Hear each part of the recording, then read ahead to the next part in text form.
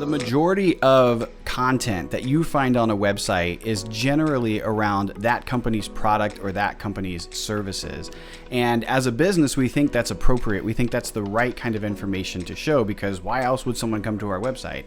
The issue with that is we're not actually solving problems inside of that content. And so when we're thinking about how to make a website convert better, how to tell a product story or a services story, we have to focus on problems. So in today's episode, we're really evaluating problem-focused content over product-focused content and why that shift should really start to happen.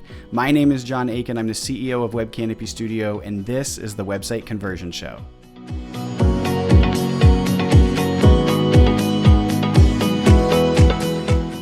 Hey, what's up, everybody? I appreciate you guys tuning in today. I just got back from vacation. Been driving, I feel like, all over the country, which isn't necessarily the case, but when you've got 4 kiddos in the back, things can get a little bit intense sometimes. And one of my friends told me about this game that they play with their kids called the Rainbow Car Game, and maybe it's called something else, but like everybody picks a color. To start with, you have to work through the colors of the rainbow and identify the different cars that you see. So red, red truck. I see an orange semi and things like that. My whole family is extremely competitive, and so when we got all the way down, it ends with violet or purple. We're driving through like the middle of nowhere in Indiana, and there's no vehicles for miles. I feel like we pass an occasional junkyard, right? We're in the county roads. And of course, all 6 of us, my wife included, we're all on purple at the same time.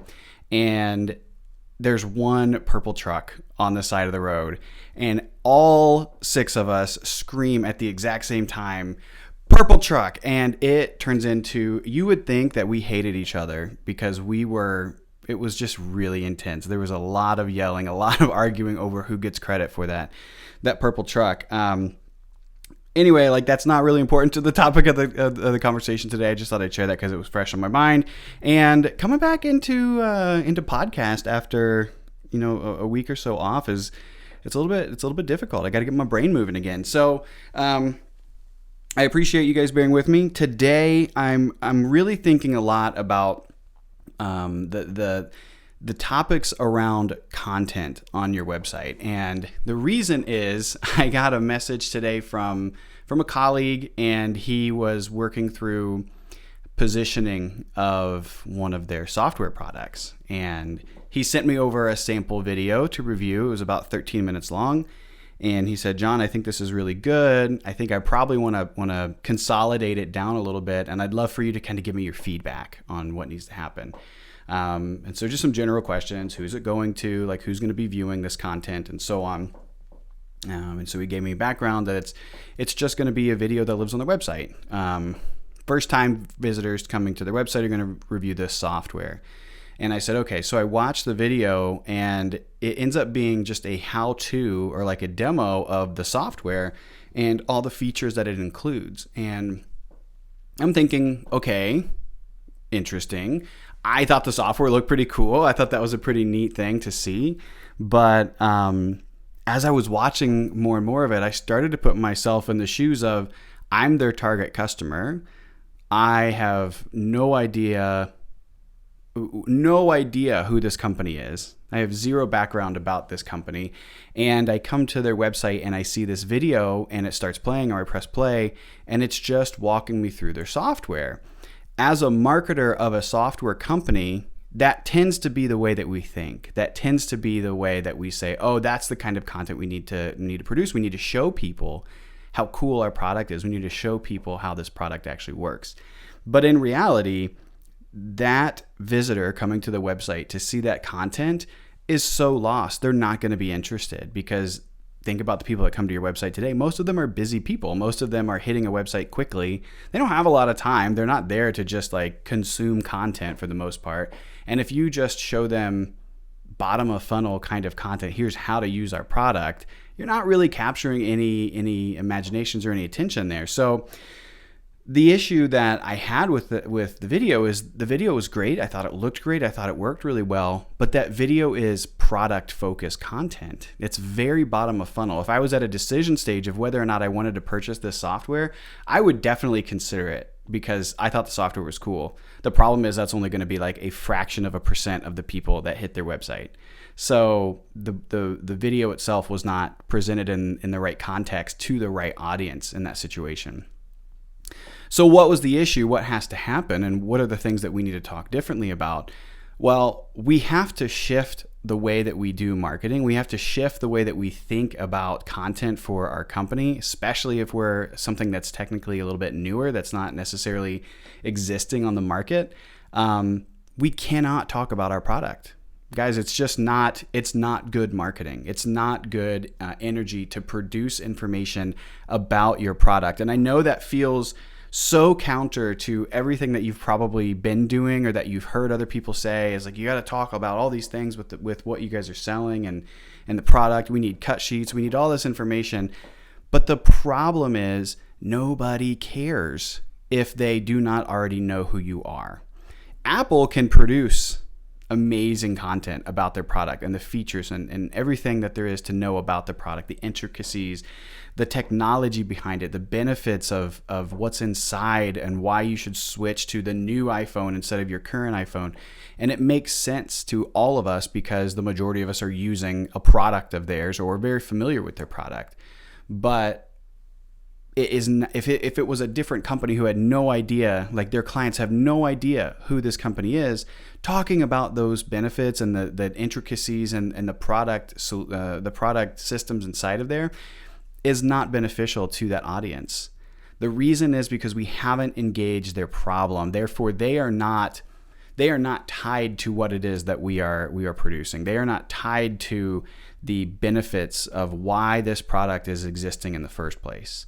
So if we really, really want to talk about how we can be beneficial to different kinds of prospects that come to your website, especially if they are net new content, net new people coming to your website, we have to focus on their specific problems.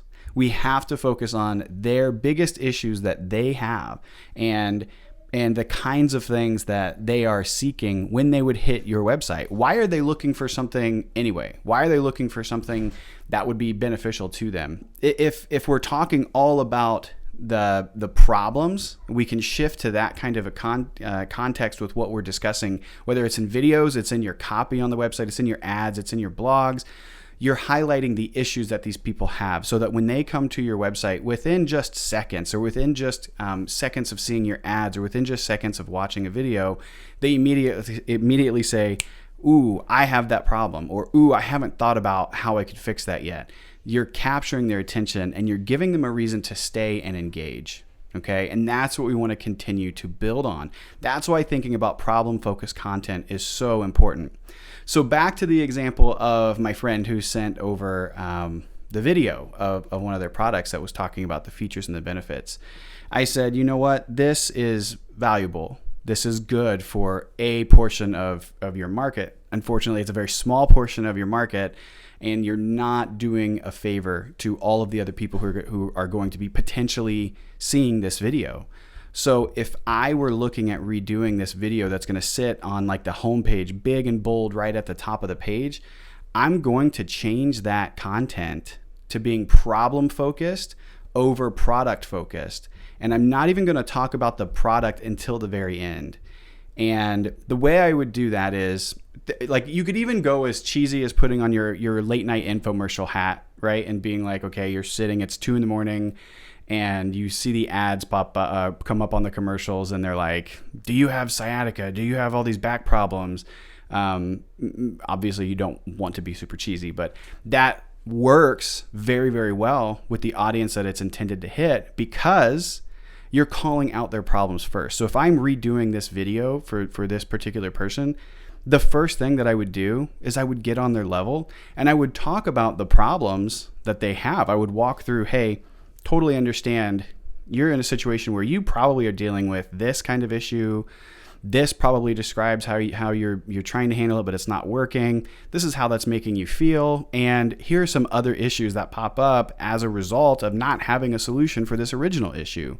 And so as you go through these problems, that person who's watching that video is immediately going to be like, in the back of their mind, yes, actually, that is an issue. Like, these are things that I would need to have solved.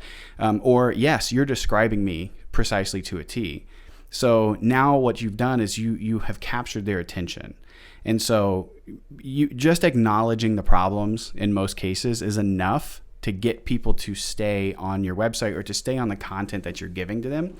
And that's why when you're looking at problem-focused content, it works so much better for getting clients to engage, getting clients to stay with you. We talked about building brand awareness in the past. This is one of the best ways to build brand awareness. It's about tying in their problems and how they can solve those. So first thing I'm going to do in that video is, or in the content is, I'm going to talk about problem-focused content first. I'm going to talk about the problems that they have. The second thing I'm going to do is I'm going to walk them through step by step how they need to solve those problems. What are the things that they could do to fix those problems? And I'm just going to give them free advice for how they should think about fixing those problems. Okay? I'm going to say, here's the issues you have. Totally acknowledge it. Totally understand it. I know that sucks. I know that hurts. Here are the ways that here are the things that you could do to solve that problem or to solve those problems. Step 1, you got to think about this. Step 2, you need to do something with this. Step 3, you have to have a solution for this. And you're going to list out what those are. And they're going to acknowledge that. They're going to love that. They're going to take notes on what it is that you're sharing because it is helpful. And they're going to say, I've thought about it, but I've never actually done it. Or I've tried it, but it's not working. So now that we've acknowledged their problem, we've given them a step-by-step process for how to solve that problem. The last thing that you can do in a problem-focused content mindset is to say, look, I've shown you all of this. I've shown you I acknowledge these problems. These are what we're dealing with. This is what you need to solve. I get it. I've given you a step-by-step thing, a process, plan, whatever you want to call it, for you to solve it, for you to go and do this and implement this on your own. And the last portion of what it is that we're talking about here, I would say, so you're kind of at a crossroads now. Do you feel like you have enough to just kind of go and solve that problem with the steps that I've given you? Or would you like some help? Because if you want some help, we actually have a software, we actually have a platform that solves a lot of that for you, that will completely, white glove service, take care of this issue for you. And so in that situation, then you go in and talk about the actual product or how it solves those problems, or you're giving a pitch. And so that kind of 3-part process for building problem-focused content over product-focused content is how you're going to get considerably larger numbers of people to stay on your website, to stay engaged in your marketing. We've talked about that as how to book more demos on a previous session as well. It's that same kind of concept, but it can be replicated in a lot of different ways. It's one of the biggest steps that we look at when we're wireframing homepages on companies' websites, because in general, most companies are talking about pie in the sky stuff. They're not really rooting it in any kind of real data, and they're giving product focused attention. They're giving content away that is nothing to do with the problems that they're solving. They're just talking about the features and the benefits and how long they've been in business and all of that kind of access. And it works to an extent, but only to a small portion of that market. And I hope that makes sense. The last thing I want to add here. We've done a lot of surveys with clients. We've got a ton of people that we've worked with over the years. We have a ton of people that subscribe to our email lists, and we've been building our audience for quite some time, and we do surveys occasionally. And we recently did a survey to ask the people who are not our clients but are on our mailing list, on a scale of 1 to 10, how they feel about how well their website and their marketing tells the story of the problems inside of what they're solving. And overwhelmingly, the majority of people said that they do a very poor job. 60% of our responses came back at 4 or less on a scale of 1 to 10 for how well they solve problem-focused content. So I think it's an issue that we have to really address, and we have to address it head on, because if we just sit about and think about products all the time and services and how what we sell is the best thing ever, we're not actually solving the problems of our visitors, and they're not actually going to stick around. So I hope that's helpful, guys. I think that's it. That's everything that I have today. Just a reminder to please go and check out webcanopystudio.com/assessment and take your website conversion assessment. It's a great questionnaire. It's about 30 questions long. We've got 6 different categories, 5 questions in each category, and you're going to evaluate how well you feel your website is performing in these individual steps. As a result, you get a score and a report that gets sent back to you that includes all kinds of things with like checklists and how-tos and situational elements that you can start to implement on your own to fix those individual components of the website conversion framework. I think that's it. Let me know if you have any questions. We'll catch you next time. Bye-bye.